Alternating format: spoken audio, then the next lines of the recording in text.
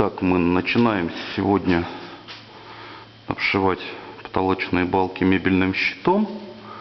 Вот с них мы, с этих балочек, начнем. Вот.